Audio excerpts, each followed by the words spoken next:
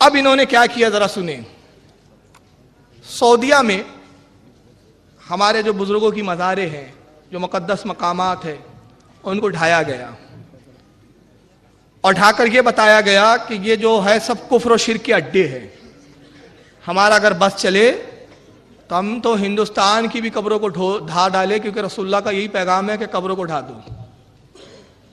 پہلے میں وہ جھلکیاں دکھاؤں کہ وہ مقدس مقام جو ہمارے لیے بڑے قابل تعظیم ہے، اس کے ساتھ انہوں نے کیا سلوک کیا. اور یہ عجیب بد دماغ بدو قوم ہے یہ عرب کے نجدی.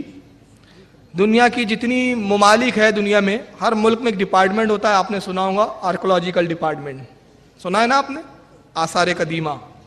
اس ڈپارٹمنٹ کا کام کیا ہوتا ہے؟ گورنمنٹ کا ایک ڈپارٹمنٹ، ایک شعبہ ہے.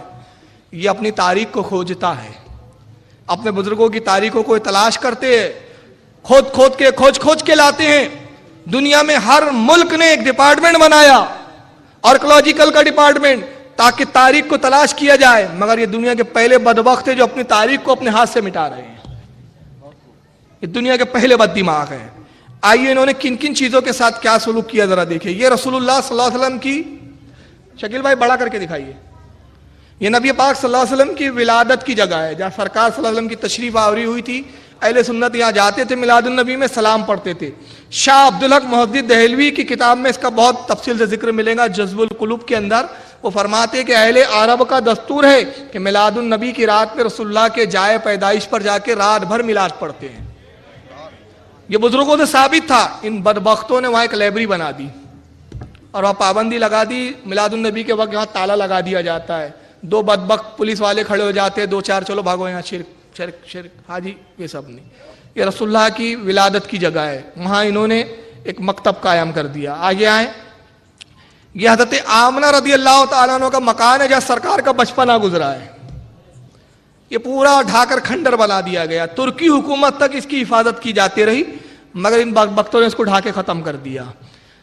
اس کے بعد آئیے، یہ حضرت ابو ایوب انصاری رضی اللہ تعالیٰ عنہ کا مکان ہے جہاں ہجرت کے بعد سرکار سب سے پہلے تشریف لائے تھے. یہ 2 منزلہ مکان جو طب اول حمیری نے بنایا تھا، اور حضرت ابو ایوب انصاری طب اول حمیری کے زمانے کے جو بہت بڑے عالم تھے، ان کی نسل سے تھے. نسل در نسل وہ ان کی وراثت میں آیا. اللہ کے نبی ہجرت کے بعد یہاں تشریف لائے، یہاں قیام رہا رسول اللہ کا. یہ مکان متبرک تھا، زائرین زیارت کی غرض سے جاتے تھے. ڈھا کے کھنڈر میں تبدیل کر دیا گیا ہے. یہ حضرت امام زین العابدین رضی اللہ تعالیٰ عنہ کا مکان ہے. یہ امام زین العابدین کے مکان کو بھی بالکل نصف و نابود کر دیا گیا ہے. یہ جنت البقیع ہے. 1925 تک جنت البقیع کی یہ کیفیت تھی. جو ایک بڑا قبہ، آپ کو پورا فل میں دکھائیے، مجھے مت دکھائیے، مجمع کو بھی ہٹا دیجیے آپ شکیل بھائی، اب یہ کام کی چیزیں. یہ جو بڑا قبہ آپ کو رائٹ ہینڈ میں نظر آ رہا ہے، یہ قبۃ اہل البیت کہلاتا تھا. یہ اس میں جناب فاطمۃ الزہرا رضی اللہ تعالیٰ عنہ، حضرت عباس، امام جعفر صادق، امام حسن وغیرہ کی مزاریں تھی. یہ جنت البقیع پرانے اس کی تصویریں اس شکل میں تھا، اور اس کے بعد ان نجدی حکومت نے ڈھایا اور ڈھا کے اس کو آج اس کیفیت میں کر دیا ہے. یہ جنت البقیع موجودہ صورتحال یہ ہے جنت البقیع کی. یہ جنت المعلا ہے جہاں پہ سرکار کی پہلی زوجہ مطہرہ ام المومنین حضرت خدیجۃ الکبریٰ کی مزار ہے، اور رسول اللہ کے خاندان کے کئی افراد ہیں اور کئی صحابہ کرام یہاں دفن ہیں. یہ جنت المعلا کا قبرستان پہلے اس شکل میں تھا. نجدی حکومت نے اس کو ڈھایا اور ڈھا کے اب اس حالت پہ ہے یہ. اور ایک بات اور عرض کرنا چاہوں، آپ کو بتاؤں، بڑی تکلیف دہ بات ہے کہ اس جنت المعلا کے بیچ سے ایک سڑک گزاری گئی. جب سڑک گزار رہے تھے تو حضرت خواجہ عثمان ہارونی کا مزار درمیان میں آیا. تو ہماری ہندوستان کی حکومت غیر مسلم ہونے کے بعد بھی اتنا تو احترام کرتی ہے کہ اگر کوئی درگاہ آ جائے تو سڑک کو ترچھا کر دیا جاتا ہے، پلان چینج کر دیا جاتا ہے. مگر ان بدبختوں نے خواجہ عثمان ہارونی کی مزار پہ سے سڑک گزار دی.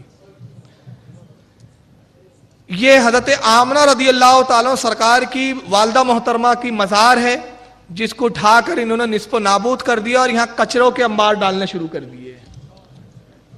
اور اس کے تعلق سے آج سے تقریباً 10 سال پہلے پاکستان کے ایمبیسی کے 2 یا 3 لوگ گئے تھے. میرے پاس اس کی پوری وہ ہے باقاعدہ پروف. جب وہ وہاں فاتحہ پڑھ رہے تھے تو وہاں کے نجدی پولیس والوں نے ان کو پکڑ لیا. ان کو معلوم نہیں تھا یہ پاکستان ایمبیسی کے ہیں. پکڑنے کے بعد ان کو لے آ کے وہ قاضی کے سامنے پیش کر دیا کہ یہ قبر پہ شرک و بدعت کر رہے تھے. اتفاق سے ان کو عربی آتی تھی, انہوں نے عربی میں گفتگو کی. تو قاضی نے کہا کہ یہ ایک کافرہ کی مزار ہے معاذ اللہ, اور وہاں پہ جانا جو ہے وہ کفر و شرک ہے. انہوں نے کہا پاکستان ایمبیسی کے ہماری بات کروائی جائے پاکستان ایمبیسی سے. انہوں نے پہلے یقین نہیں کیا, 2 دن ان کو جیل میں لاک اپ میں رکھا. اس کے بعد قاضی سے بہت بحث ہوئی ان کی. جب انہوں نے فون کرایا, معلوم ہوا واقعی پاکستان سے ان کا تعلق ہے, تو کہا کہ اب یہاں سے چپ چاپ سیدھا چلے جاؤ, ورنہ ہم تم کو غائب کر دیں گے, پھر دیکھ لیں گے جو ہونا ہے ہوگا. وہ جب آئے تو انہوں نے ہندوستان, پاکستان, بنگلہ دیش, جہاں جہاں اہل سنت ہے, بڑے بڑے اداروں میں باقاعدہ اس کی رپورٹنگ بھیجی. اس وقت ناگپور میں دارالعلوم امجدیہ میں بھی وہ ایک پورا ان کا خط آیا تھا. اس وقت میں امجدیہ کے اندر ممبر تھا, اور عمدۃ المحققین حضرت مفتی غلام محمد صاحب قبلہ علیہ رحمہ اس وقت وہاں کے معتمم تھے. تو وہ حضرت سے وہ کافی مجھے ملی, اور اس میں پوری رودات چھپی تھی. اور انہوں نے تمام اہل سنت کے بڑے بڑے اداروں میں وہ لیٹر لکھ کے کہا تھا کہ رسول اللہ کی والدہ کہ ایمان کے بارے میں ہماری کتابوں میں کیا ہے وہ آپ تحریر کر کے بھیجیے, وہ سارے فتاوے ہم امریکہ میں, وہاں سعودیہ میں بھیجیں گے. تو حضرت آمنہ کو معاذ اللہ یہ کافرہ کہتے ہیں معاذ اللہ. اور تذکرۃ الرشید کے فتاوی رشیدیہ میں رشید احمد گنگوہی سے کسی نے پوچھا کہ رسول اللہ کے والدین مومن ہیں یا کافر, تو رشید احمد گنگوہی جواب دیتے ہیں کہ رسول اللہ کے والدین کافر ہیں. اور اسی کتاب میں لکھا یزید مومن ہے. میں بشتی محلے میں اس پر پورا بیان کر چکا ہوں, اور میں نے وہاں ایک دلیل دی تھی, کیونکہ عشق کی بات ہے میں ریپیٹ کر دیتا ہوں کیونکہ مجمع بڑا وسیع ہے. میں نے کہا تھا کہ ام المومن حضرت آمنہ رضی اللہ تعالیٰ عنہ کا مومن ہونا تو ایسا مسلم ہے. حضرت علامہ اسماعیل حقی رحمۃ اللہ تعالیٰ علیہ تفسیر روح البیان میں فرماتے ہیں کہ حضرت یونس علیہ السلام کو جس مچھلی نے نگلا تھا, 40 دن آپ اس مچھلی کے شکم میں رہے, 40 دن کے بعد اس مچھلی نے آپ کو اگلا, تو اللہ نے اس مچھلی سے خطاب کیا, فرمایا مچھلی تو میرے نبی کو, میرے ایک پیغمبر کو اپنے شکم میں لے کر گردش کرتے رہی, دریا میں گھومتی رہی, اس کی حفاظت کیا, بتا اس کا انعام کیا چاہتی ہے. مچھلی نے کہا رب کائنات میں یہ انعام چاہتی ہوں کہ تیرے محبوب کی جو نہر کوثر ہے جنت میں مجھے اس میں ڈال دے تاکہ میں جنتیوں کے ساتھ کھیلوں. اللہ نے ڈال دیا, جنت میں وہ مچھلی موجود ہے اور ہمیشہ رہیں گی, جنتی اس سے دل لبھائیں گے. علامہ اسماعیل حقی فرماتے ہیں عزیز غور تو کر, وہ مچھلی جس میں یونس 40 دن رہے وہ جنتی ہے جس شکم میں نبیوں کا سردار 9 ماہ رہا ہے.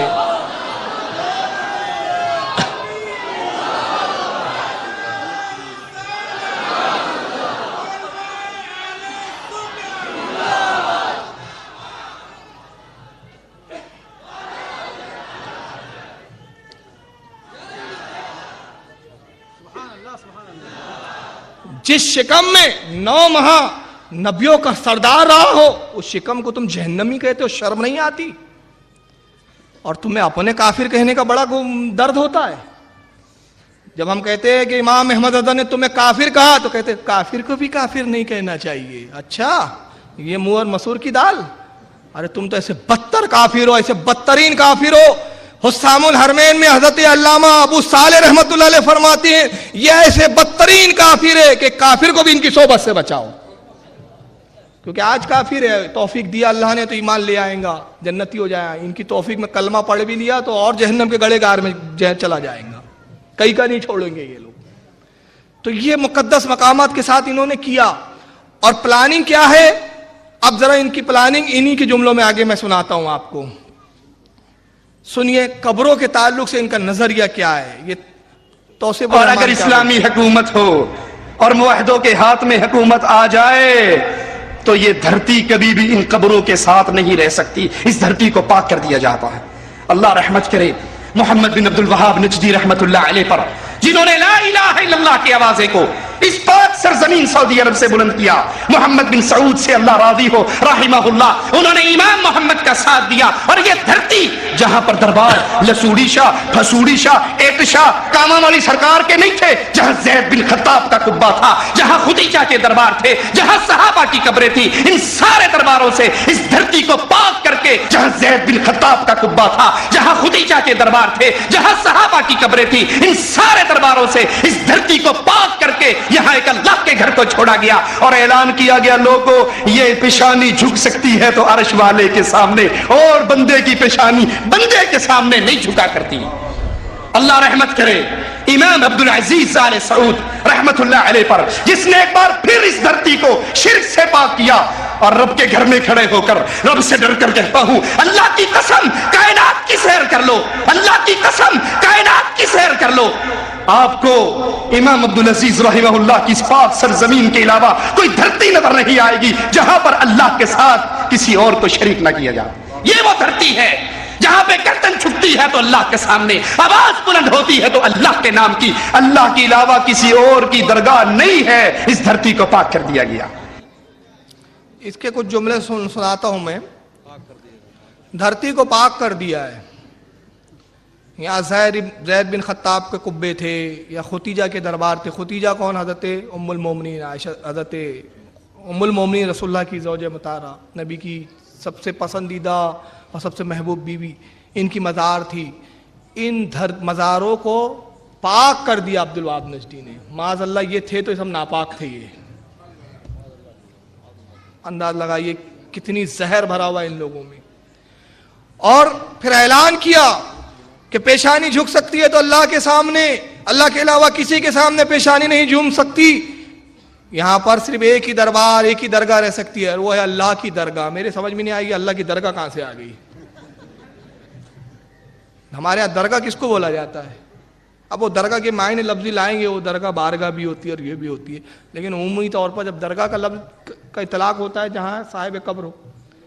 تو اب آئیے، یہ ان کی جملے تھے۔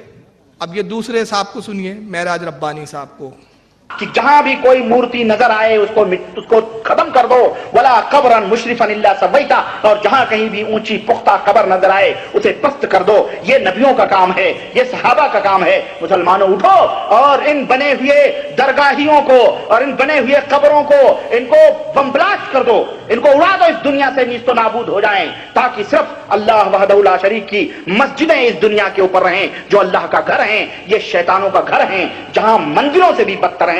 تم جہاد کی بات، ہمیں یہیں پہ غصہ آتا ہے جب لوگ جہاد کی بات کرتے ہیں، جہاد کریں گے، جہاد کریں گے، جہاد کریں گے۔ ابے پہلے اپنی مندروں کو توڑ، پہلے ان مندروں کو توڑ، پھر ہندوؤں کی مندریں خود بخود جو ہے تمہارے نعروں سے ختم ہو جائیں گی اور ہندو بیچارہ مسلمان ہو جائے گا۔ اس لیے مسلمانوں اٹھو، اور نوجوانوں خاص طور سے یہ میری نصیحت ہے، اور جہاں کہیں بھی میری آواز جائے دنیا سے ان سارے مداروں کو پست کر دو، اور ان بزرگوں کی سینوں کے اوپر ان ظالموں نے جو ان کی ہڈیاں بیچ بیچ کھانے کے لیے خانقاہ اور درگاہیں بنائے ہیں، اگر یہ آڑے آئیں تو ان کو ختم کر دو، دنیا مٹا دو، شرک مٹ جائے گا، ختم ہو جائے گا۔ توصیف الرحمان معراج ربانی صاحب کہہ رہے کہ بم بلاسٹ کر دو، جہاں درگاہ ہے بم بلاسٹ۔ یہ سب جملے یاد رکھنا، پھر میں آگے کچھ بہت اہم چیزیں دکھاؤں گا۔ اب میں کہنا یہاں یہ چاہتا ہوں بڑی سنجیدگی کے ساتھ، توصیف الرحمان صاحب اور انہوں نے کہا کہ رسول اللہ نے حکم دیا، معراج ربانی نے کہا کہ سرکار نے حکم دیا کہ جہاں بھی جو پکی قبر دکھے اس کو ڈھا دو۔ میرا ایک سوال ہے چھوٹا سا، وہ قبریں کس کی تھی جس کے ڈھانے کا حکم دیا گیا؟ وہ قبریں صحابہ کرام کی تھی؟ اگر صحابہ کی تھی تو پھر وہ قبریں تو رسول اللہ کے زمانے میں ہی بنی ہوں گی، سرکار کی موجودگی میں بنی ہوں گی، تو پھر خلاف شرع کیسے بنی؟ تو اس کا مطلب یہ ہوا کہ وہ قبریں مشرکین کی تھی وہ، اور یہ میں نہیں کہتا، خود توصیف الرحمان بھی اس کا اقرار کر رہا ہے، ذرا سن لیجئے۔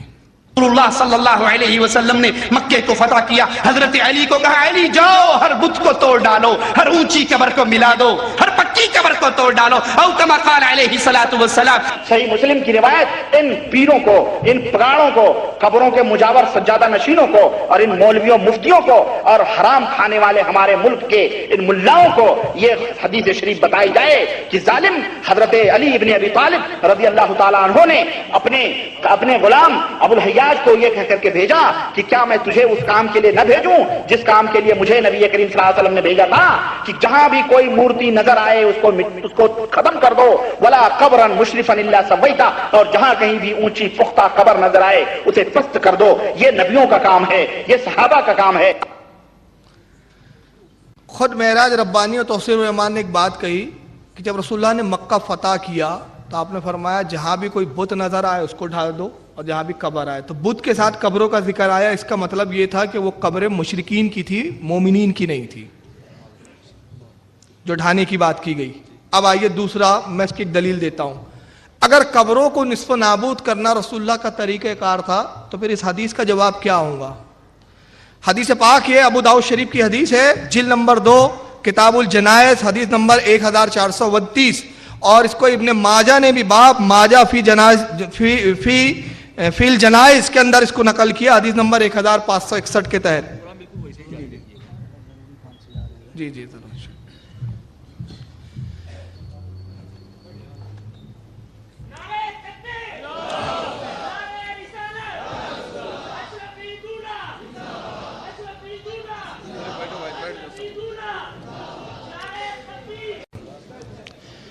ابو داؤد شریف کی حدیث ہے کہ اللہ کے نبی صلی اللہ علیہ وسلم کے زمانے ظاہری میں مدینہ منورہ میں جو سب سے پہلے صحابی کا انتقال ہوا ان کا نام تھا حضرت عثمان بن مظعون رضی اللہ تعالیٰ عنہ۔ سرکار کو بڑی محبت تھی صحابی سے، حضرت عثمان سے۔ حضرت عثمان بن مظعون کو آپ نے، اللہ کے نبی نے اپنے دست مبارک سے قبر مبارک میں رکھا،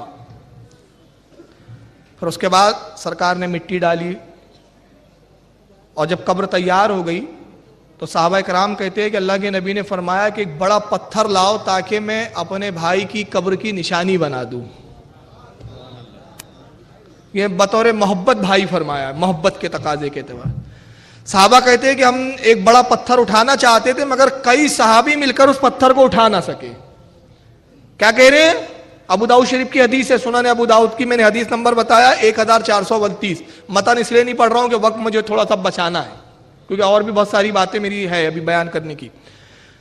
تو راوی کہتے ہیں کہ بہت سارے صحابہ اکرام نے اس پتھر کو اٹھانا چاہا لیکن نہیں اٹھا سکے۔ عرض کہ یا رسول اللہ ایک بڑا پتھر ہمیں نظر آیا جو نشانی کے لیے بہتر ہے لیکن ہم اس کو اٹھا نہیں پا رہے۔ تو راوی کہتے ہیں اللہ کے نبی صلی اللہ علیہ وسلم تشریف لے گئے، آپ نے اپنے جھبے کی آستین کو چڑھایا اور تنہا اس پتھر کو اٹھا لیا۔ جس کو بارے دو عالم کی پرواہ نہیں، ایسے بازوؤں کی قوت پہ لاکھوں سلام۔ اس پتھر کو اٹھایا اور جناب عثمان ابن مظعون کی قبر پر رکھ دیا، فرمایا یہ نشانی ہے کہ عثمان ابن مظعون کی قبر کی، تاکہ قبر کے نشان مٹے نہیں، اور اب میرے اہل بیت میں، میرے گھر والوں میں جس کا بھی انتقال ہوگا میں انہی کے باجو ان کو دفن کروں گا۔ یہ حدیث کیا بتا رہی ہے؟ کہ قبر کے نشانوں کو برقرار رکھنا، قبر کو بنانا، یہ رسول اللہ کی سنت ہے۔ اور آئیے آگے، یہ ہے بخاری شریف، بخاری کی جلد 1 باب ما جاء فی قبر النبی صلی اللہ علیہ وسلم و ابو بکر و عمر رضی اللہ تعالیٰ عنہما۔ امام بخاری ایک باب قائم کرتے ہیں، کہتے ہیں کہ اس بات کا بیان کہ نبی پاک صلی اللہ علیہ وسلم کی قبر، ابو بکر اور حضرت عمر کی قبر کے بارے میں۔ حدیث نمبر 1301 کتاب الجنائز، امام بخاری حدیث لکھتے ہیں، یہ دیکھیے میں اس کو دکھا بھی دیتا ہوں آپ کو۔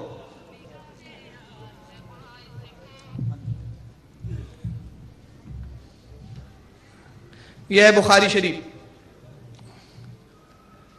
کتاب الجنائز حدیث نمبر 1301۔ حدثنا محمد قال اخبرنا عبداللہ قال اخبرنا ابو بکر بن عیاش عن سفیان التمار انہو حدثہ۔ حدیث بیان کی محمد نے، وہ کہتے ہیں ہمیں خبر دی عبداللہ نے، وہ کہتے ہیں ہمیں خبر دی ابو بکر ابن عیاش نے، وہ کہتے ہیں روایت کی حضرت سفیان تمار نے۔ تمار کے معنی ہوتے کھجور بیچنے والے، وہ کھجور بیچتے تھے، یعنی سفیان جو کھجور بیچنے والے انہوں نے یہ روایت بیان کی، انہو حدثہ، اور وہ یہ حدیث بیان کرتے تھے کہ انہوں نے کہا انہو رعا قبر النبی صلی اللہ علیہ وسلم مسنما۔ وہ کہتے ہیں میں نے اللہ کے نبی کی قبر کو دیکھا تو میں نے دیکھا کہ سرکار کی قبر ایسی تھی جیسے اونٹ کا کوہان ہوتا ہے۔ اونٹ کا کوہان، اونٹ کی پیٹھ، اونٹ کی پیٹھ کیسی ہوتی ہے؟ کائی کی حدیث ہے یہ؟ بخاری کی۔ تو اس کا مطلب یہ ہوا کہ اصحاب رسول نے خود نبی پاک کی جو قبر مبارک بنائی تھی وہ اسی طریقے سے بنائی تھی جس طریقے سے آج ہم بناتے ہیں۔ تو قبروں کو برقرار رکھنا، قبروں کو زیب و آسائش دینا، کوہان نما بنانا، اور یہ تبھی بنے گی کہ جب وہ تھوڑی اونچی ہو، یہ صحابہ اکرام کی بھی سنت ہے۔ آئیے اسی طرح بلوغ المرام جو حضرت علامہ ابو الفضل شہاب الدین احمد ابن حجر عسقلانی رحمۃ اللہ علیہ کی حدیث کی کتاب ہے، وہ امام بہقی کے حوالے سے لکھتے ہیں، حضرت ابن حجر کہتے ہیں وَلِلْبَہقی عن جابر رضی اللہ تعالیٰ عنہ، امام بہقی نے روایت کیا حضرت جابر سے، قال وہ کہتے ہیں وَرُفِعَ قَبْرَهُ عَنِ الْأَرْضِ قَدْ شِبْرٍ، وہ کہتے ہیں کہ تحقیق ربی پاک صلی اللہ علیہ وسلم کی قبر مبارک ایک بالش اونچی تھی. کتنی اونچی تھی؟ ایک بالش، یعنی قبر سرکار کی اونچی تھی. اور انہوں نے کیا کیا؟ جنت البقیع میں قبر کو ڈھایا اور بلڈوزر چلا دیا، اور جواب میں کیا کہا کہ رسول اللہ نے فرمایا کہ قبر کو جو بھی ملے اس کو ڈھا دو، نصف و نابود کر دو. جبکہ اصحاب رسول جانتے تھے کہ اس کا مطلب یہ نہیں ہے. اس حدیث کا مطلب جو قبر ڈھانے کی بات کی جا رہی ہے وہ قبر کن کی ہے؟ وہ قبر مشرکین کی ہے. آئیے ایک میں بڑی پیاری حدیث سنا رہا ہوں. یہ حدیث ایسا لگتا ہے حضرت ابو ایوب انصاری کی نگاہ دیکھ رہی تھی. اس حدیث کا تعلق حضرت ابو ایوب انصاری جلیل القدر صحابی سے ہے، جیسے ان کی نگاہ وہابیوں کے آنے والے وہابی خبیثوں کو دیکھ رہی تھی.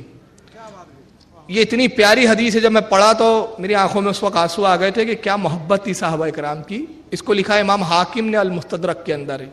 یہ حاکم المستدرک ہے آپ کے سامنے، اس کی جلد نمبر 4 ہے، صفحہ 686، حدیث نمبر 8636. پوری سند بیان کی انہوں نے حضرت امام حاکم نے. حدثنا ابو العباس محمد بن یعقوب ثنا العباس بن محمد بن حاتم. یہ پوری سند وہ پہنچاتے ہیں حضرت داؤد بن ابی صالح تک.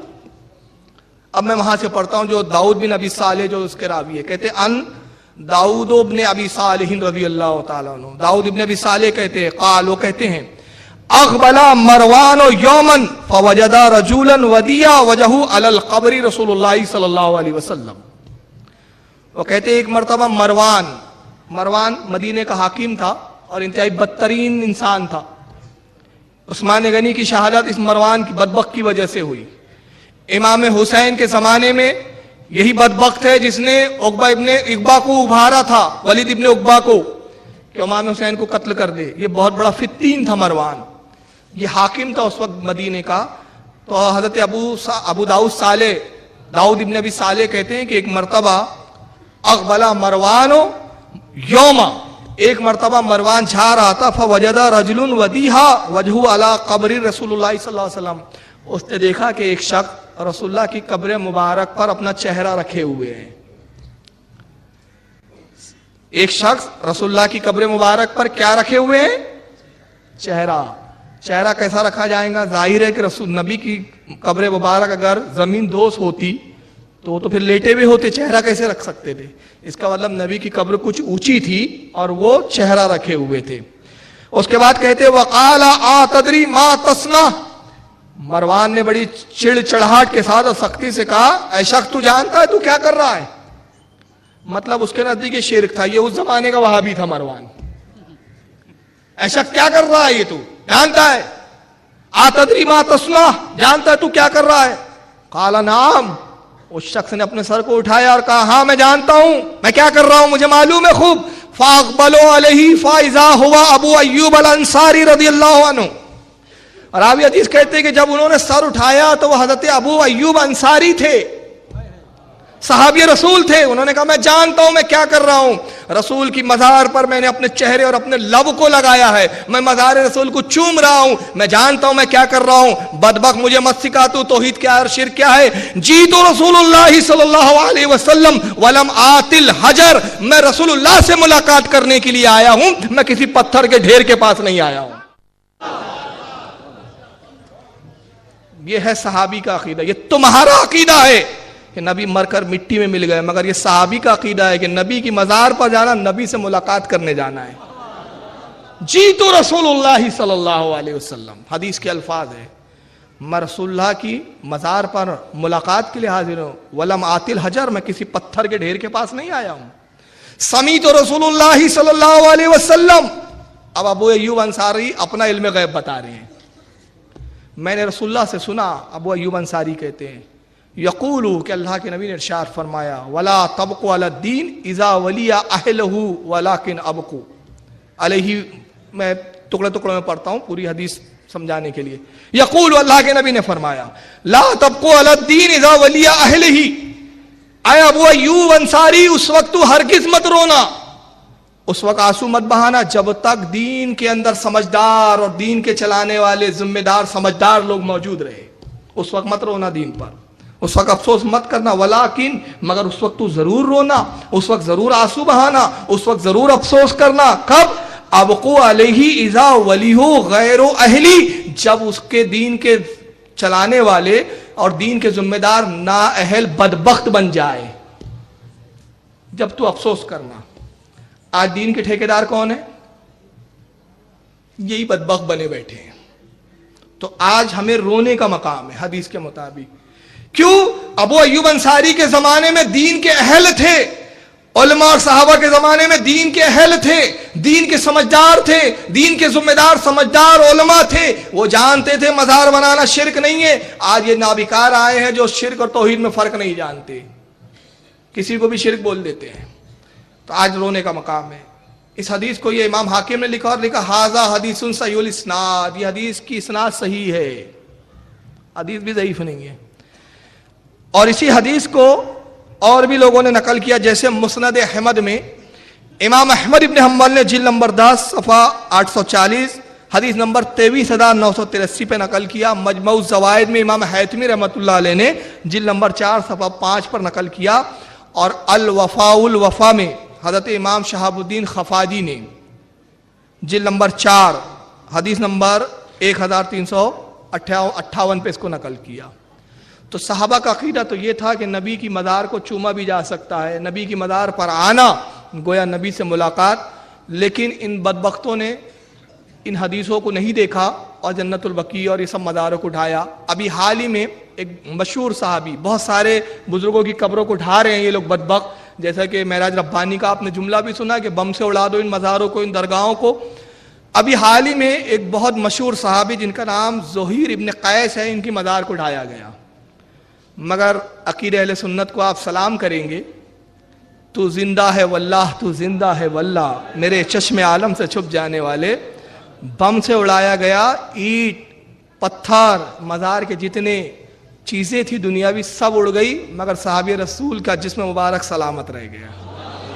یہ اس سے بڑھ کر ہمارے مذہب کی حقانیت کیا ہوگی؟ دیکھیے اس کا ویڈیو. یہ ہے ڈھانے کے باہر کا منظر ہے. یہ جب پہلا ایک بم اڑا, پھر دوسرا بم اڑایا گیا, 2 بم سے اڑائے گئے. زہیر ابن قیس رضی اللہ تعالیٰ عنہ جب ڈھانے کے بعد پورا جب نصف و نابود ہو چکا, آپ کا جسم مبارک جہاں تھا وہیں کا وہیں ہے.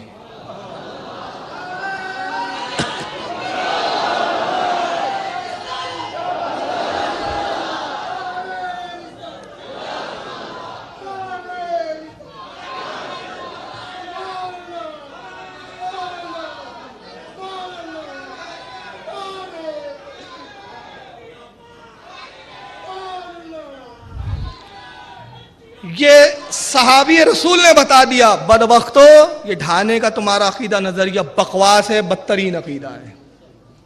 اور میری جسم سلامت ہو کر یہ بتا رہا ہے کہ جب میں سلامت ہوں تو میرا نبی کتنا سلامت ہوگا. اب آئیے تصویر کا دوسرا رخ میں بتا رہا ہوں. یہ پہلا رخ تھا, میں نے حدیثوں سے بھی رد کیا, اور اس پر میں گھنٹوں, میرے پاس اتنا حدیث کا مواد ہے کہ ان کو نانی یاد دلا دوں کہ قبر کو ڈھانا رسول اللہ کی سنت نہیں ہے. اور ایک آخری بات, میرے دوستوں نے کہا تھا یہ ضرور بول کر جانا, میں بھول گیا تھا, پھر یاد آ گیا. ایک آخری بات, پوری دنیا وہابیت کو چیلنج کر رہا ہوں میں, اگر حلالی ہو,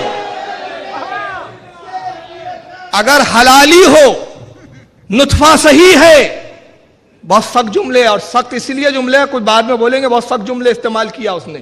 میں کہوں گا تم نے ہمارے بزرگوں کی قبروں کو ڈھایا, اس سے زیادہ سخت کام اور کوئی نہیں ہو سکتا. میری یہ جملوں کی سختی کم ہے اس کے مقابلے میں. اگر حلالی ہو مجھے صرف اتنا ثابت کر دو.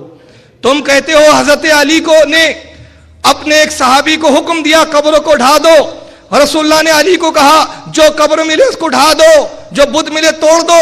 بت کو تو توڑنا ہی چاہیے, ہم اس پہ نہیں بات کر رہے, قبروں کو ڈھانے کی بات کر رہے. اگر حلالی ہو تو بتا دو تاریخ میں وہ کون سا صحابی تھا جس کی قبر کو علی نے ڈھایا, اس صحابی کا نام بتاؤ, میں تمہاری غلامی کرنے کے لیے تیار ہوں. ابھی آئیں گا, سمجھ رہے ہیں آپ؟ اس صحابی کا نام بتاؤ جس کی قبر کو رسول اللہ کے حکم سے علی نے ڈھایا ہو. قیامت تک نہیں بتا سکتے خبیث. اب سنیے یہاں سے اب تصویر کا دوسرا رخ. صحابہ کی قبر تو ڈھا دو, تمہارے باپ کا مال ہے, کیونکہ حکومت تمہاری ہے, ظالم ہو تم. کل تک ڈاکو تھے تم, حکومت چلاتے تھے, آج حکومت کے عہدیدار بنے بیٹھے ہو. اب کیا کیا, ہمارے بزرگوں کی تو مزاروں کو اٹھا دیا, اپنے بزرگوں کے ساتھ سلوک کیا. ذرا پہلے یہ کلپ سن لے تاکہ پھر ایک بار میں یاد دہانی کروا دوں کہ قبروں کے بارے میں اللہ نظریہ صلی اللہ علیہ وسلم نے مکے کو فتح کیا. حضرت علی کو کہا علی جاؤ ہر بت کو توڑ ڈالو, ہر اونچی قبر کو ملا دو, ہر پکی قبر کو توڑ ڈالو. او کما قال علیہ الصلوۃ والسلام. صحیح مسلم کی روایت ان پیروں کو, ان پگاڑوں کو, قبروں کے مجاور سجادہ نشینوں کو, اور ان مولویوں مفتیوں کو, اور حرام کھانے والے ہمارے ملک کے ان ملاؤں کو یہ حدیث شریف بتائی جائے کہ ظالم حضرت علی ابن ابی طالب رضی اللہ تعالیٰ عنہ نے اپنے غلام ابو الحیاج کو یہ کہہ کر کے بھیجا کہ کیا میں تجھے اس کام کے لیے نہ بھیجوں جس کام کے لیے مجھے نبی کریم صلی اللہ علیہ وسلم نے بھیجا تھا, کہ جہاں بھی کوئی مورتی نظر آئے اس کو ختم کر دو. ولا قبرا مشرفا الا سویتا, اور جہاں کہیں بھی اونچی پختہ قبر نظر آئے اسے پست کر دو. یہ نبیوں کا کام ہے, یہ صحابہ کا کام ہے. سن لیے, وہی حدیث کو انہوں نے ریپیٹ کیا. اب یہاں تک تو ٹھیک ہے کہ بھائی قبروں کو اٹھانا نبیوں کا کام ہے. چلیے اب آئیے ذرا تصویر کا دوسرا رخ. یہ اپنے تیمیہ کی قبر ہے, یہ کب ڈھاؤں گے؟ اپنے باپ کو کیوں چھوڑ دیا؟ ماربل کی پکی کیوں بنایا؟ ہمت ہو تو نبیوں کا کام یہاں کر کے بتاؤ. یہ اپنے تیمیہ کی دمشق میں قبر ہے, سلامت سنگ مرمر کی بنی ہوئی ہے. چلیے آگے بڑھیں. اسماعیل دہلوی بالا کوٹ والے, نام بھی لکھا ہے, نام ذرا سنیے, مزار اقدس, جس کا تقدس ہو. تمہارے ان خبیثوں کا تقدس باقی, فاطمہ کا تقدس تمہیں نظر نہیں آیا, خاتون جنت کا. نبی کے چچا عباس کا تقدس نظر نہیں آیا, نبی کے نواسوں کا تقدس نظر نہیں آیا. بلڈوزر چلا دیا بالا کوٹ میں. اس پر کب بلڈوزر چلانے کی تیاری ہے مجھے بتاؤ, جواب دو اس کو. معراج خبیث, ہمت ہو تو پہلے اس کو ڈھا کے بتا, اس کو بم سے اڑا. اسماعیل دہلوی کی قبر ہے, بازو میں جناب کی حالات زندگی بھی لکھی ہوئی ہے. دیکھیں آئیں گا یہ حالات, نام کا ایک ماربل میں بورڈ لگا ہوا ہے, مولوی شاہ محمد اسماعیل شہید دہلوی بن شاہ عبد الغنی بن شاہ ولی اللہ دہلوی رحم اللہ علیہ. ولادت اور موت کی تاریخ واریخ سب لکھی ہوئی ہے پتھر پہ. قبر کا اونچائی ذرا ملاحظہ کیجئے کتنی قبر اونچی ہے. اسٹیپ گنیے آپ, 1 2 3 4 اسٹیپ میں بنی ہے. اوپر پھر مٹی اور اس پر پھر گھاس بھی اگائی گئی ہے. آپ پھول چڑھا دو, بدعت, گھاس اگا دیا انہوں نے. اس کو بھی بم سے اڑاؤ بھائی. چلیے آگے بڑھیے, آئینہ دیکھتے جائیے آپ. یہ صدیق حسن بھوپالی کی قبر ہے ہندوستان میں.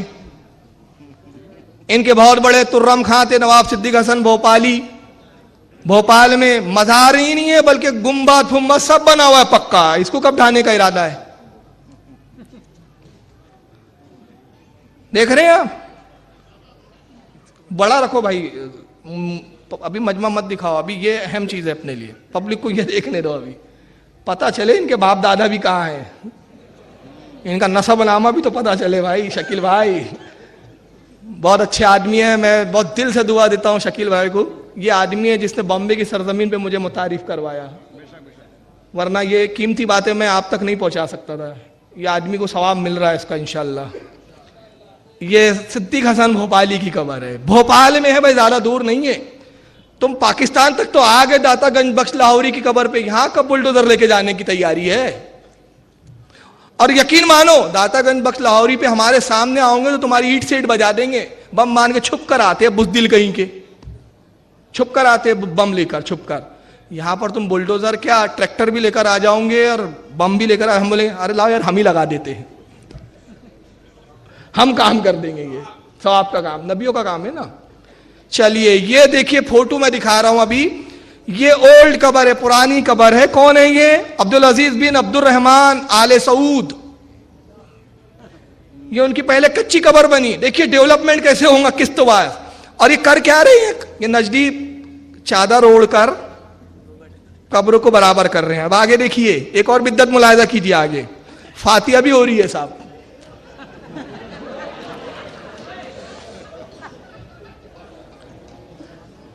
فاتحہ بھی ہو رہی ہے, سب جائز ہو گیا یہاں پر, اور وہ توصیف وہاں بغل میں بیٹھا ہے. یہ نجد کے عیاش نظر نہیں آ رہے ان کو, اس کو ہندوستان کی غریب نواز داتا گنج لاہوری قبریں بڑی کھل رہی ہے. چلیے آگے بڑھیے. اب یہ سیکنڈ اسٹیپ تھا, تھرڈ اسٹیپ دیکھیے اب کیا ہوتا ہے. لیکن اس سے پہلے کتاب آ گئی بیچ میں دکھا دیتا ہوں. انہی کے ہاتھ چھپی ہے, ابھی حال ہی میں آئی ہے کتاب, حاجیوں کو مفت بانٹی گئی ہے. یہاں کتاب بھی رکھی ہے, آپ کو مانیٹر پہ دکھ رہی ہے, ائمہ حنفیہ کی کوششیں شرک اور اس کے وسائل کے بیان میں. یہ کتاب یہاں سامنے میں ہاتھ میں. اس کے اندر صفحہ نمبر پہ کیا لکھا جاتا ہے ذرا سنیے. 30 صفحہ نمبر 30 سعودیہ سے چھپی ہے, ڈاکٹر عبد الرحمن الخمیس نام ہے, الخمیس یعنی الخبیث, انہوں نے لکھی ہے یہ کتاب. صفحہ نمبر 30 پر کیا لکھتے ذرا سنیے.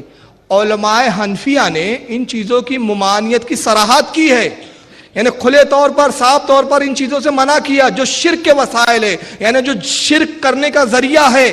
مثلا قبروں کو پختہ بنانا اور ان پر عمارت بنانا, یعنی شرک کیا ہے؟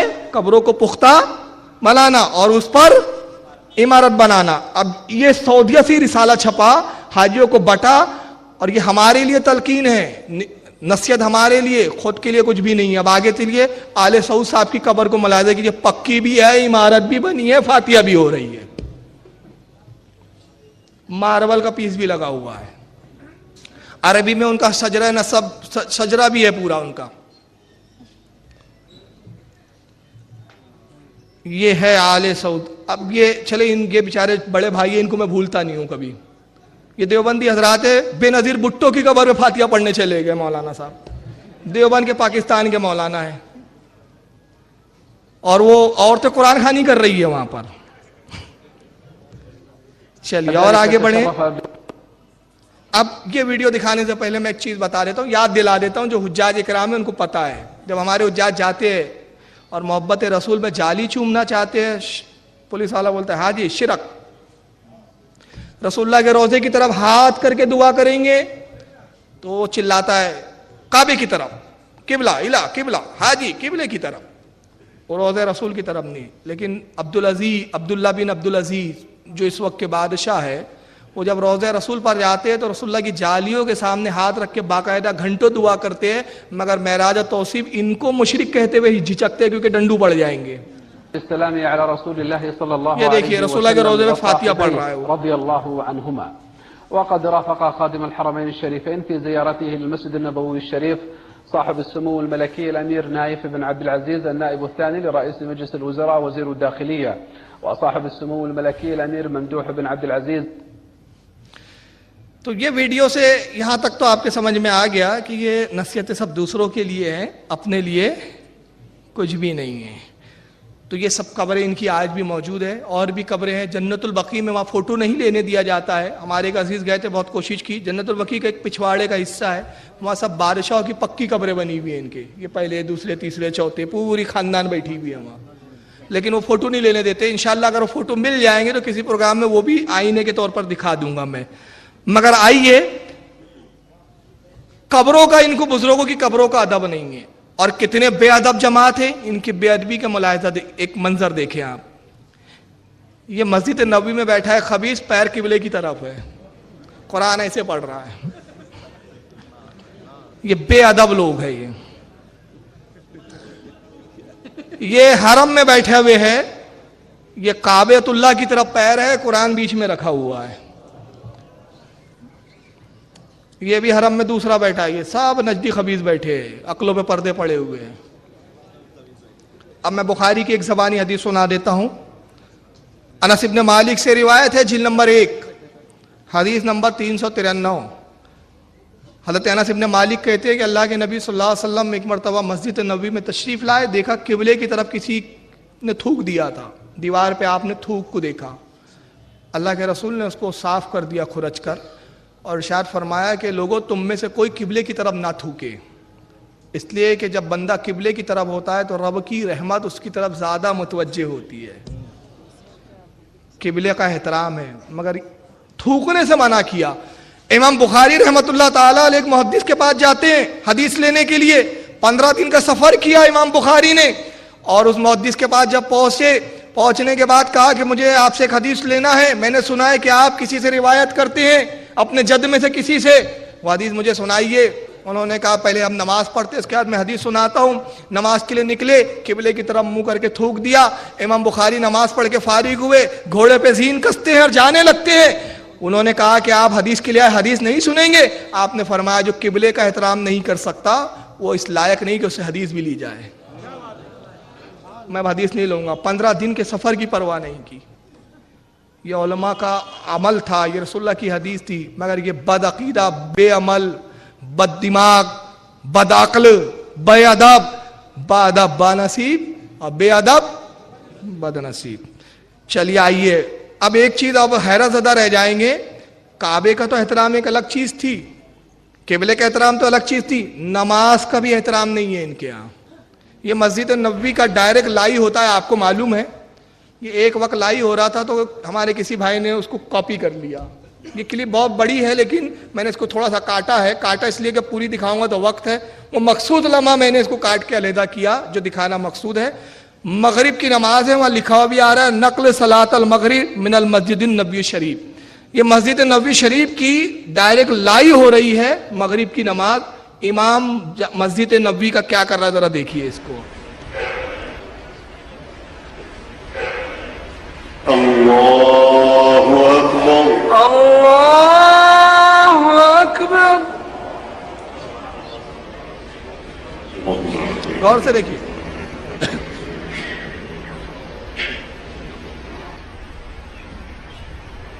انتظروا دقیقہ. موبائل آ گیا صاحب کا, میرے ہاتھ میں موبائل ہے, موبائل بچ گیا وہاں. تو آپ کہتے اتدرکو دقیقہ, کچھ معمولی سی غلطی ہے, معمولی سی بات ہے, معمولی سی بات ہے. چلے انتظروا دقیقہ. مائک پہ اعلان کیے, چلو جان دو, بعد میں دیکھیں گے نماز کو.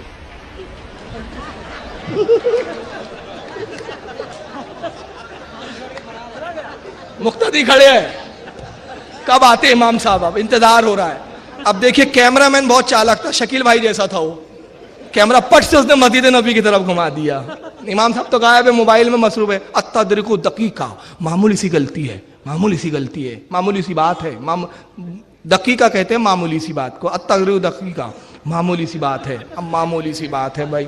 چلیے آگے دیکھیے, اب آئیں گے صاحب. اب یہ آنے میں کافی ٹائم لگایا, میں نے وہ بیچ کا حصہ کاٹ دیا. دکھا دیتا ہوں, ریپیٹ کروں گا انشاءاللہ. اب یہ تشریف لاتے ہیں, یہ کھڑے ہاتھ باندھ کے, سب کھڑے ہیں. اچھا ایک بات اور سن لے, یہ بڑی مارکت العرب بات پکڑ میں آئی ہے. یہ پوری دنیا کو سینے پہ ہاتھ باندھنے کی تلقین کر رہے ہیں, سب ناپ پہ ہاتھ باندھے ہوئے کھڑے ہیں.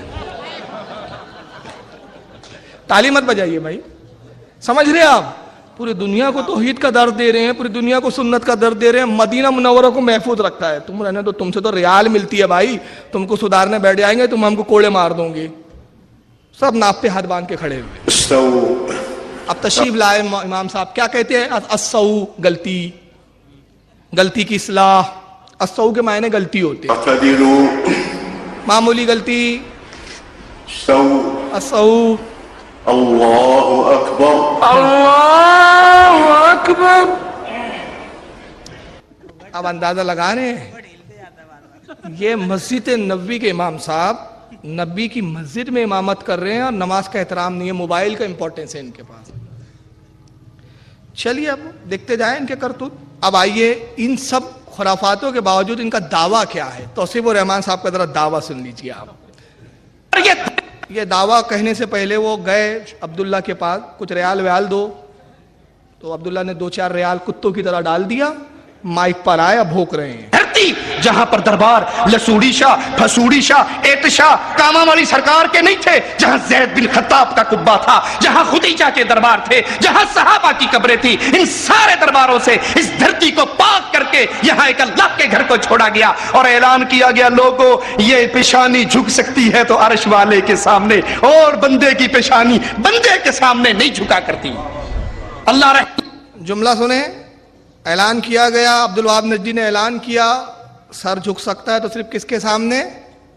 اللہ کے سامنے. جملہ یاد رکھیں. رحمت کرے امام عبدالعزیز آل سعود رحمت اللہ علیہ پر, جس نے ایک بار پھر اس دھرتی کو شرک سے پاک کیا اور رب کے گھر میں کھڑے ہو کر رب سے ڈر کر کہتا ہوں اللہ کی قسم کائنات کی سیر کر لو، آپ کو امام عبدالعزیز رحمہ اللہ کی اس پاک سرزمین کے علاوہ کوئی دھرتی نظر نہیں آئے گی جہاں پر اللہ کے ساتھ کسی اور کو شریک نہ کیا جائے۔ یہ مسجد میں قسم کھا کے کہہ رہا ہے وہ کہ میں مسجد میں قسم کھا کے کہتا ہوں کہ امام عبدالعزیز آل سعود کی اس پاک زمین یعنی مکہ مکرمہ اور مدینہ منورہ کے علاوہ عرب کے علاوہ کوئی زمین ایسی نظر نہیں آئیں گی جہاں شرک نہ کیا جاتا ہو، یعنی انہوں نے قبول کر لیا مٹھی بھر وہی ہے، باقی پوری دنیا میں جو ہے سب سنی سنی ہے۔ یہ بات تو بہرحال آ گئی، یہ بھی میرا موضوع نہیں ہے لیکن آگے دیکھیں آپ۔ وہ دھرتی ہے جہاں پہ گردن جھکتی ہے تو اللہ کے سامنے آواز بلند ہوتی ہے تو اللہ کے نام کی۔ تو یہ کون سی دھرتی ہے جہاں پر آواز بلند ہوتی ہے تو اللہ کے نام کی، گردن جھکتی ہے تو آئیے اب بش صاحب پہنچے سعودی عرب دورے پر، امریکہ کے جو سابق صدر پریسیڈنٹ تھے، عبداللہ نے اپنی صاحبزادی کو بھیجا جاؤ ایئرپورٹ پہ بش صاحب کا استقبال کر کے لے کر آؤ۔ اب دیکھیں کیسے استقبال ہوتا ہے اور گردنیں کہاں کا جھکتی ہے اور کہاں کا یہ کیا کیا ہوتا ہے، اب میں نہیں کہتا، آپ خود دیکھتے جائیے۔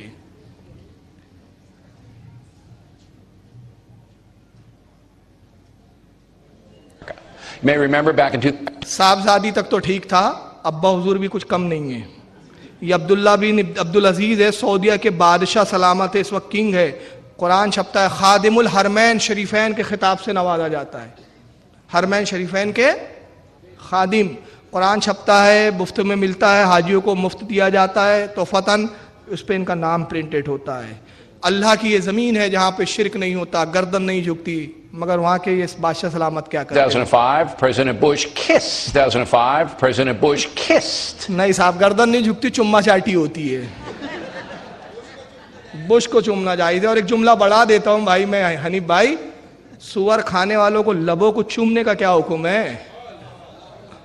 یہ سور کھانے والے لوگ ہیں بھائی، ان کے یہاں سور حلال ہے، یہ انگریز ہے، یہ تب بھی توحید سلامت ہے۔ قبروں کو آپ چوم لے، شرک شرک شرک شرک شرک، قبروں کو چومنا شرک، بش کو چومنا توحید۔ Abdullah of Saudi Arabia, and then held his hand. I thought it was Paul and Paul. العالم من أسوأ أزمة اقتصادية منذ عقود. یہ بش صاحب نے، یہ تو پہلے بش سعودیہ گیا، وہاں عبداللہ صاحب نے چم چاٹ کے اس کا استقبال کیا، پھر وائٹ ہاؤس میں ایک دعوت کی بش صاحب نے، اب دنیا کے بہت سارے پریسیڈنٹ وہاں پہنچے۔ یہ ایک میں نے یہاں سے شروع کیا کلپ، یہ بہت کافی طویل ہے لیکن یہاں سے شروع کیا ہے۔ کسی ملک کے پریسیڈنٹ آئے، اب یہ چومتے نہیں ہیں، یہ دیکھیں یہ غیر مسلم ہے، وہ بش سے ہاتھ ملا رہے لكن ہیں۔ هذا الهدف يبدو أكبر من قدرة القمة على تحقيقه، فبوش الذي يعيش أيامه الأخيرة في الرئاسة تحول إلى بطة عرجاء، ولعل هذا ما يجعل القمة الحالية مجرد بروفا للعمل الحقيقية، مجرد وہ ہاتھ ملا رہا ہے، ارے لیلا آ گئی۔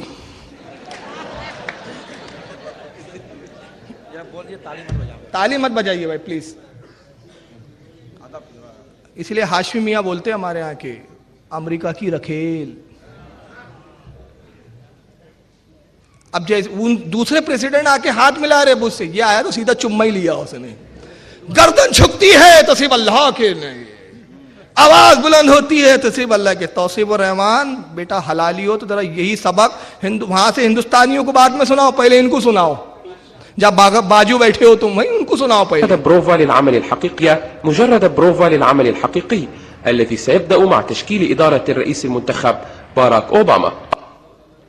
چلیے آئیے، اب سعودیہ میں جو بیلنس چل رہا ہے، حکومت چل رہی ہے، وہ کس نہج پہ چل رہی ہے؟ آئیے یہ چمچہ خار سعودیہ کے کیا کہتے ذرا سن لیجیے ان کی۔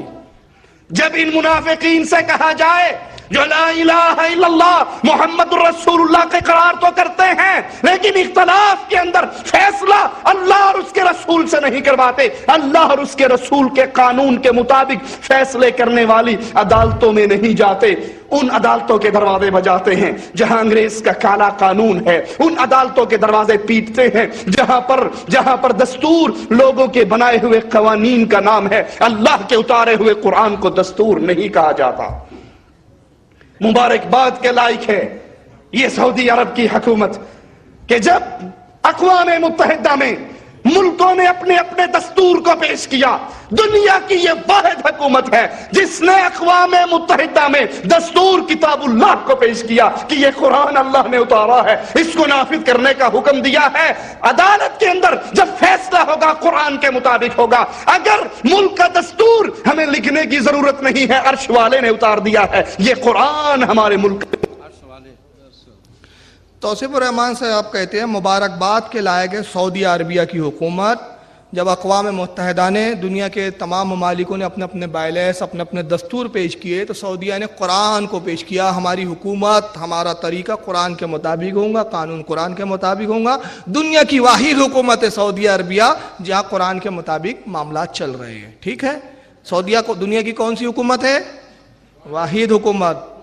بائیلیس کیا ہے ان کا؟ قرآن. قانون کیا ہے؟ قرآن. بہت قرآن کے فالوور ہیں. اب آئیے کتنے فالوور ہیں آپ ہی دیکھیں.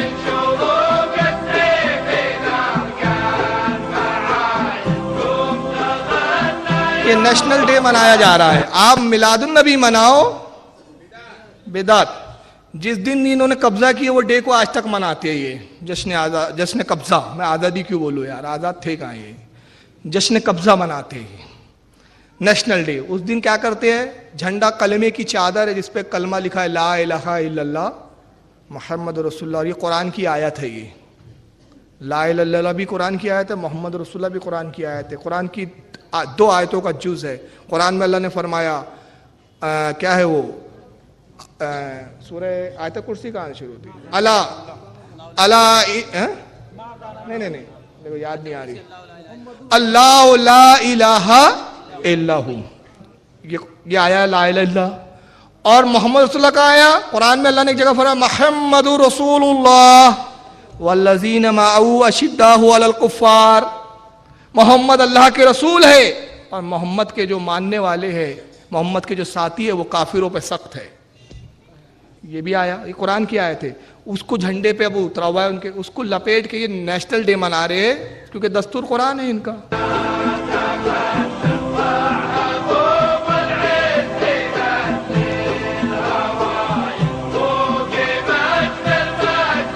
تلوار اتنی پتلی لا رہے, وہ بتا رہے ہیں کسی کام کی نہیں ہے. یہ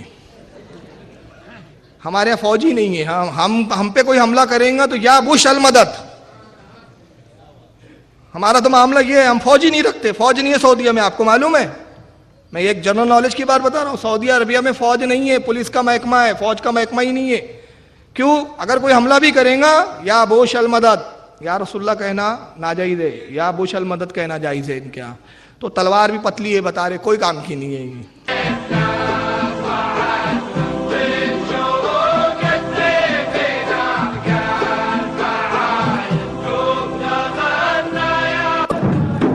چلیے یہاں تک تو صحیح تھا کہ بھائی یہ نیشنل ڈے منا رہے تھے, خوشی ہو رہی تھی. عبداللہ بن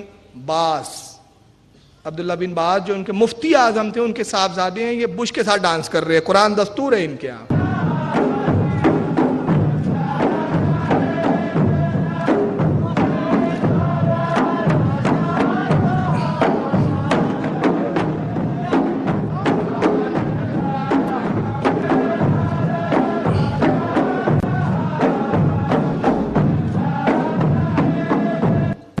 ہر بات میں آپ سے حدیث کا مطالبہ, ہر بات میں حدیث میں ہے کیا, حدیث میں ہے کیا. یارو ہم سے بھی تو کہنے دو, یہ حدیث میں ہے کیا.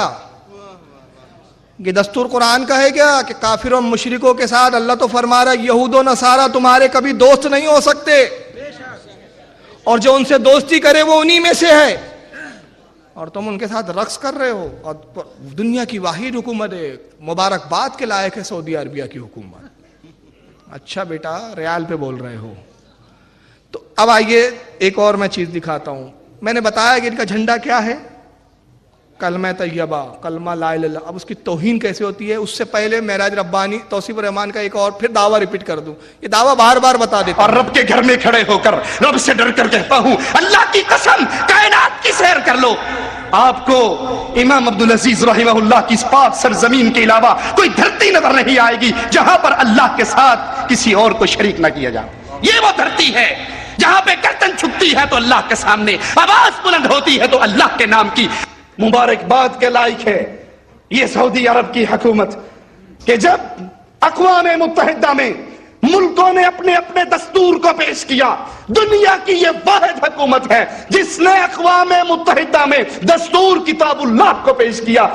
مبارکباد کے لائق ہے سعودی عربیہ کی حکومت، دستور اقوام متحدہ میں قرآن پیش کیا۔ جب بش صاحب آئے تو وہی دستور کے ماننے والے یہ کرتے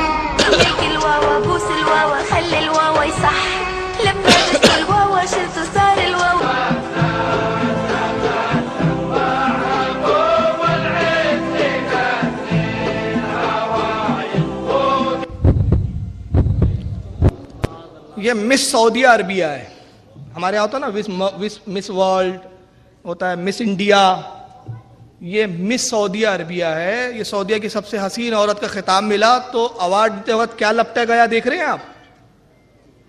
یہ اسلامی حکومت ہے۔ یہ فٹ بال ہے، ورلڈ کے جو میچز ہوتے ہیں فٹ بال کے ٹورنامنٹ، اس میں جب ٹیمیں جاتی ہے تو جتنی ٹیمیں شریک ہوتی ہے فٹ بال پہ سب کا جھنڈا ڈالا جاتا ہے، اور جس دن وہ فٹ بال کا اُدگھاٹن ہوتا ہے پوری ٹیموں کے کچھ افراد مل کر وہ فٹ بال کو گراؤنڈ میں لات مارتے ہوئے گھومتے ہیں۔ سعودیہ نے بھی شرکت کی، ان کا جھنڈا چونکہ کلمہ طیبہ ہے وہ بھی ڈال دیا گیا فٹ بال پہ۔ یہ اونٹوں کی ریس ہوتی ہے سعودیہ میں بڑی جم کے، تو اونٹوں کی ریس میں دیکھنے کے لیے یہ سب جاتی ہے وہاں کی لڑکیاں، اور جھنڈے کے ساتھ جس پہ کلمہ طیبہ لکھا ہے، جہاں اسلامی حکومت ہے مبارکباد کے لائق، وہاں یہ سب ہوتا ہے۔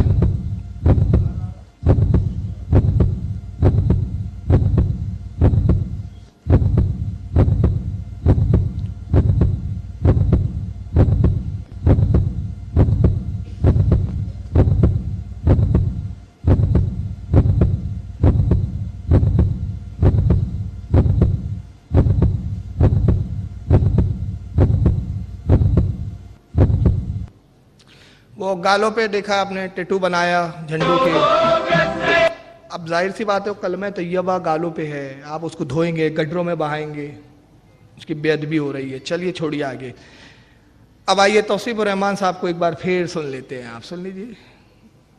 رب کے گھر میں کھڑے ہو کر رب سے ڈر کر کہتا ہوں، اللہ کی قسم کائنات کی سیر کر لو، آپ کو امام عبدالعزیز رحمہ اللہ کی اس پاک سرزمین کے علاوہ کوئی دھرتی نظر نہیں آئے گی جہاں پر اللہ کے ساتھ کسی اور کو شریک نہ کیا جاتا۔ یہ وہ دھرتی ہے جہاں پہ گردن چھپتی ہے تو اللہ کے سامنے، آواز بلند ہوتی ہے تو اللہ کے نام کی۔ مبارکباد کے لائق ہے یہ سعودی عرب کی حکومت کہ جب اقوام متحدہ میں ملکوں نے اپنے اپنے دستور کو پیش کیا، دنیا کی یہ واحد حکومت ہے جس نے اقوام متحدہ میں دستور کتاب اللہ کو پیش کیا۔ دستور کتاب اللہ کو پیش کیا۔ اب خود توصیف الرحمان بھول گئے کہ جس حکومت کو ہم نے مبارکباد کے لائق بولا تھا، اب اس حکومت کا مذاق کیسے اڑا رہے ہیں۔ اب یہ کلپ سنیے۔ یہاں پر تھائی لینڈ لاٹری جو کہ عام ہے پورے سعودی عرب میں، ان قریب ہر خاص و عام اس میں مبتلا ہو رہے ہیں۔ یہ جو کیسی ہے، یہ لاٹری کا جو سسٹم ہے، یہ سود، یہ جوئے کی ایک قسم ہے جس میں کچھ کو کچھ ملتا ہے اور کچھ کو سارے پیسے اس کے ضائع برباد ہو جاتے ہیں۔ تو ان طریقوں سے بچیے اور حلال رزق کی کوشش کیجیے۔ سوال ہوا ہے کہ سعودی عربیہ میں تھائی لینڈ لاٹری بہت چلتی ہے، تو لاٹری کا حکم کیا ہے؟ جواب دیا کہ جائز نہیں ہے، بچنا چاہیے۔ میں پوچھنا یہ چاہتا ہوں توصیف الرحمان صاحب سے، بچنا چاہیے بول کے کنارے سے نکل گئے آپ، پوری پرمذمت طور پر ایک تقریر کرتے کہ کیسی حکومت ہے ناکارہ، اسلامی حکومت کا بائلنس چل رہا ہے، قرآن دستور ہے، یہاں پہ لاٹریاں کیسے چل رہی ہے بھائی؟ تو یہ اپنے لیے کچھ بھی نہیں ہے، دوسروں کے لیے سب ہے۔ اب چلیے ہم اپنے اولیاء کو مانیں تو بڑا پرابلم ہو جاتا ہے ان کو۔ ان کے نزدیک غریب نواز ولی نہیں ہے، داتا گنج بخش ولی نہیں ہے، جنید بغدادی ولی نہیں ہے۔ ان کیا ولی کون ہے؟ آئیے ذرا معراج ربانی سے سنیے ان کیا ولی کون ہے۔ وَكَانُوا يَتَّقُونَ، اور جو اللہ رب العزت سے ڈرتے ہیں وہ لوگ کون ہیں؟ اللہ کے ولی۔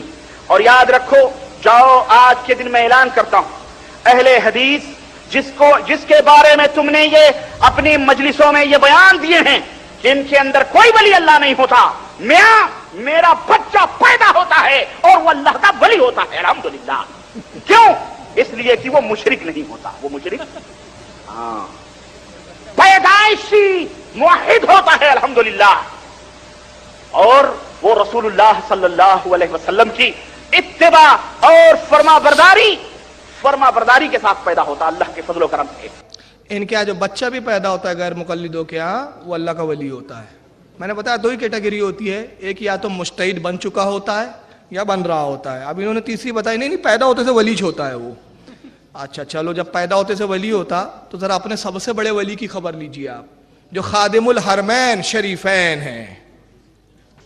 لم يحن إذن موعد تبادل الأنخاب، فالخلافات تطغى على القمة إذ تقترح أوروبا تعزيز الدور التدخلي للحكومات.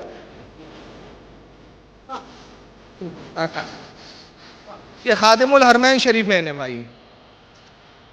व्हाइट हाउस में बुश के साथ जाम से जाम टकरा के शराब पी रहे हैं। ये इनको नहीं सुधार सक रहे, ये आपको सुधारने चले निकले। कबर पुजवों को सुधार रहे हैं ये लोग, इनके बकौल ये अपने बाप दादाओं को नहीं सुधार रहे। मैं पूरी दुनिया वहाबियत को चैलेंज कर रहा हूं, अगर तुम्हारे किसी मुकर्रिर ने तुम्हारे इन खबीसों के रद में कोई तकरीर एक की हो तो मुझे वो तकरीर सुनाओ। जिस दिन तुम तकरीर करोगे ना उस दिन से बेदखल हो जाओगे, सऊदीया से रियाले मिलना तुमको बंद हो जाएंगी, दुनिया तलबी के टुकड़े तोड़ने वाले तुम। ये खादिमुल हरमैन शरीफैन है जो शराब पी रहे हैं। फिर से देखिए एक बार। لم يحن إذن موعد تبادل الأنخاب، فالخلافات تطغى على القمة إذ تقترح أوروبا تعزيز الدور التدخلي للحكومات.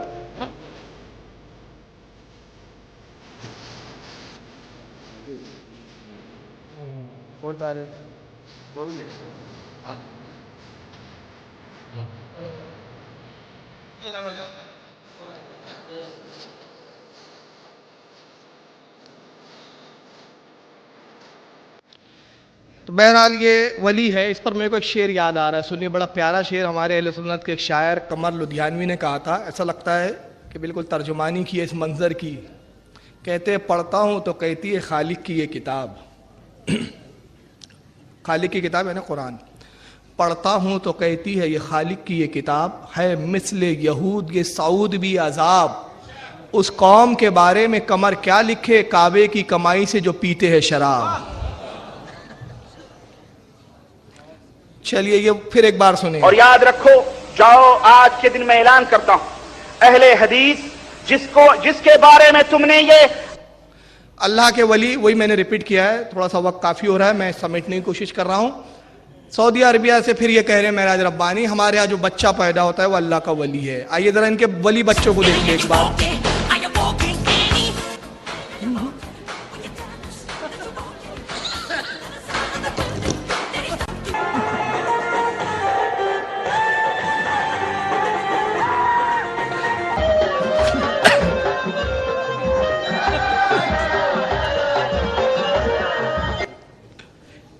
انتہائی معذرت کے ساتھ، کیونکہ علماء بیٹھے ہیں، بخدا بےہودگی نہیں دکھانا مقصد ہے میرا، چہرہ دکھانا ہے۔ کیوں؟ معراج ربانی اور توصیف الرحمان نے کہا جو نیٹ سے لوگ جڑے ہوئے ان کو پتہ ہے یہ ہمارے نوجوانوں کی تکلیف تھی، یہ تکلیف دور کرنے کے لیے آج کا پروگرام رکھا گیا ہے۔ میں نے کہا بہت جواب دے دیا، اب سوال کرنے کی بھی صلاحیتیں پیدا کرو اپنے اندر۔ انشاءاللہ اس پروگرام کے بعد ہمارے نوجوان یہ کلپیں سنائیں گے اور دکھائیں گے، پہلے اس کا جواب لاؤ۔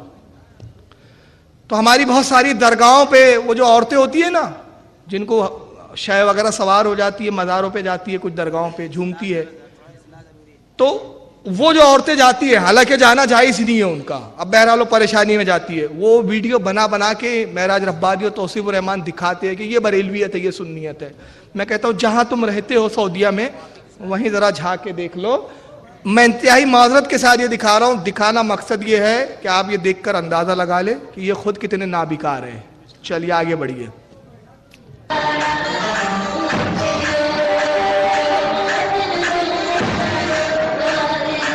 یہ سب سعودیہ میں ہو رہا ہے، یہ بھی اللہ کے ولی ہے یہ لوگ۔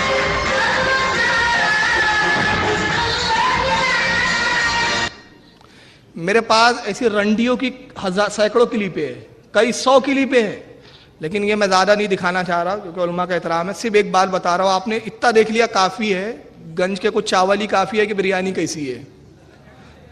2-4 دانے دکھایا ہے میں نے، اس سے آپ اتنے تو سمجھ گئے۔